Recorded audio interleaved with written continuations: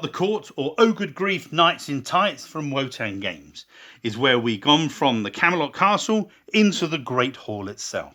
So it's off with the warbling, no more spitting in the sand, and we enter the Great Hall at Camelot. Now, Camelot's Hall goes all the way from the entrance, where there's a faint smell of failure, all the way up past the nobles towards the king and queen. And the purpose of the game, the aim of the game for yourselves, is to take on one of the factions of the Knights of the Round Table, ascend your knights towards the king and queen to make as much influence, and thereby be the first person to go round the board on the score and get 100 points. So the first thing you do is you determine which one of the famous factions, the Knights of the Round Table, are you going to take command of. And then you're going to decide two of your knights, whichever ones you think you would like to play down first, they go to the entrance of the hall. So in this case, we've got the very famous Sir Lancelot, the not as famous Surrender Monkey, Sir Sagramore, and Sir Palamides. Now, on the actual knights themselves, there's two numbers. The left-hand number, which is black, is for power, and the right-hand number, which is red, is for influence. Power we use to resolve banishing and elbows and pushing, and the influence is used for the score. At the entranceway, they're considered equits, but as they ascend towards the king and queen, they become nobilitas, and then they become senators, and these affect how much they score. But how do we actually get around the board? We do this using action cards. Each person has a hand of 6 action cards. You can play any number that you like each turn, remembering that if you lay the score card, it's the last card you play in your turn. So let's have a look at the cards. The most used card and the most number of cards in the deck is the move card. The move card allows you to do a number of things.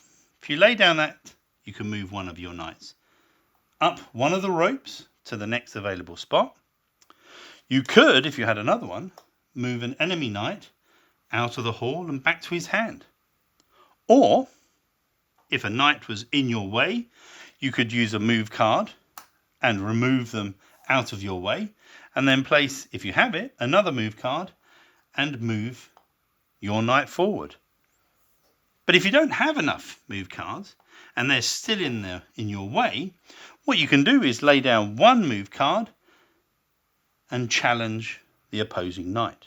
Now, in a challenge, you simply take the die, roll it, add your left-hand black number, your power number. So in this case, Surrender Monkey rolls 4, plus 1 is 5. And Sir Palamides, who's notoriously sharp elbows, rolls a 2, plus 3 is 5. And in any draw, the defender wins. Okay, so Sir Palamides is being a bit of a pain. So how do we get him out of the way? Well, one of the other action cards may provide us a solution. If we lay the gossip card, Sir Palamides has a few rumours spread about him, and he becomes scandalised. Now, when he's scandalised, both his power and his influence go to 0. So, in a combination of threatening with gossip and then doing the move card to elbow him out the way, the difference now is Surrender Monkey has 1 plus 4, which is 5, and Sir Palamides has 0 plus 3. This time he loses, and he swaps place with Surrender Monkey.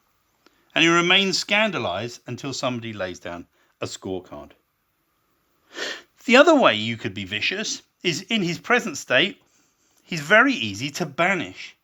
Now, the banish action card allows you to simply roll greater than the person's power to remove them from the Great Hall. Now, in this case, Sir Palamides is already scandalised, and even I can roll higher than a 0 on a 6-sided dice. But I want to see if it was Sir Sagramore who was still in the hall at the nobilitas level. Well, all I have to do is roll greater than a 3 to banish him. 4, boom. Sorry, Sir Sagramore, you're out of here. And he leaves, goes back to the hand of the controlling player. Now, at this position, it's quite nice. They're either scandalised knights in the hall, or they're not in the hall at all. This is a good opportunity for me to lay a scorecard. Because when I score, everybody in the hall scores as well. So in this position, as nobilitas, we score 3 plus 3, the red numbers of influence, which equals 6. And the opposing player scores nothing, and he's out of the hall, so he scores nothing, but he is then unscandalised. Now, the other cards that exist in the game are the Dwarf card. Now, in Arthurian legend, much like other medieval franchises, the Dwarf is a lot of influence. And in this game, the Dwarf is a multi-use card, where you can use him to be banish, a move, a score, or a gossip. Now, the other cards that exist are ones that add to your individual knights. So you can add to your power by adding in one of the sergeants or one of the privates, or you can use the bishop, like Bishop Bombast, and he will add to your influence. Now, if you get scandalised or pushed out of the hall, then you lose your followers. But until that point, they add to your values. And then the one other card that you have is, say for example, Sir Lancelot was already at the senator level, right up close to the king and queen, and Sir Palamides in his turn is right down here at the entranceway, where there's still the gonk farmers and there's a faint smell of failure. If he was to lay the Merlin card, he would be able to use the dragon's breath to temporarily impersonate Sir Lancelot, and he swaps places with him on the board. So let's have a closer look at Sir Palamides and the effect of gossip. Now, one of the things we looked at is having followers.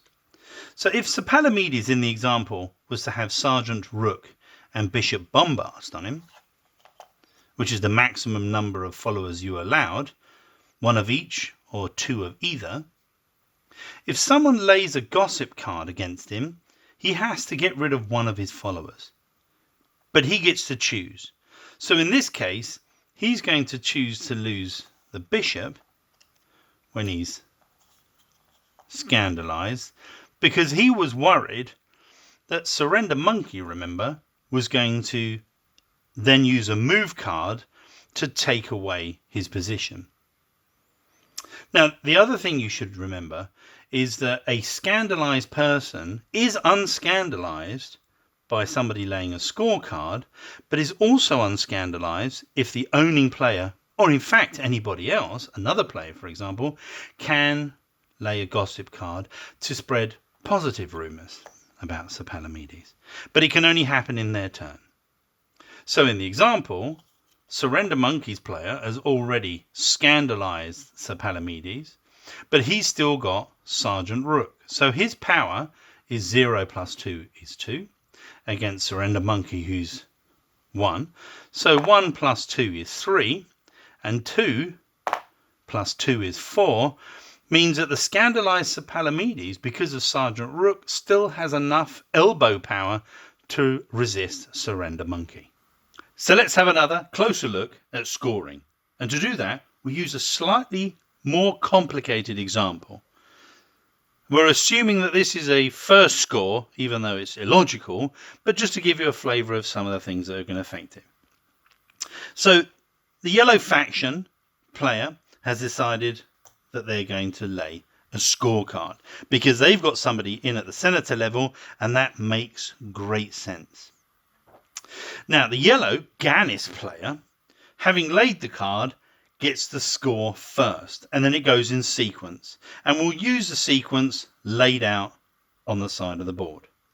So, Surrender Monkey has Father Grim, which gives him 4. This is doubled because he's in the senators, so he becomes 8. Sir Lancelot is worth 3, so 8 and 3 is 11. That was easy. Next, Sir Palamides, well, he has a lot of monastic assistants from Father Gripe and Bishop Broadside. So he has a plus 3. So 3 plus 3, that's 6. And then for each of the acquits, you only get a point. Regardless of what their influence says, you still only get 1 point. And that's true about followers as well. So each one of the knights get a point, except scandalised knights. So we have 6, 7, 8. Then we go round to green. So Sir Gareth over here, he has Bishop Bombast with him. So he is 2 plus 2 is 4, plus 3, which is 7. He's got no other knights. And then the blue player, or the Gore faction, he has 1 plus Sir Uriens, which is 2. So Sir Trumpinprance 1, Sir Uriens 2, that makes 3. Now, at the end of that scorecard, all these scandalised knights are flipped over. And it's the next person's turn. So that's Camelot the Court from Wotan Games.